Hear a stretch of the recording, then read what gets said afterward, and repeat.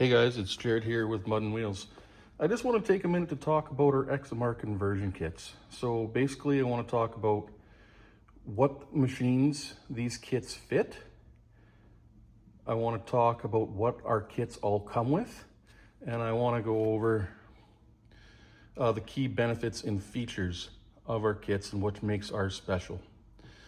So first of all, our kits basically will fit in any Gen 2 ATV from 2012 to current day.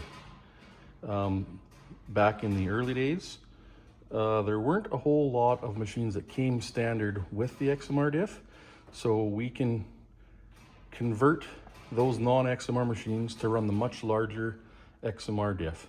And the best part about it is there's no cutting or welding. They're 100% bolt-in. So that being said, there's basically two length drive shafts. So the shorter length here, this is for the standard length bike, and the Max or XMR chassis, which I don't have an example in front of me right now.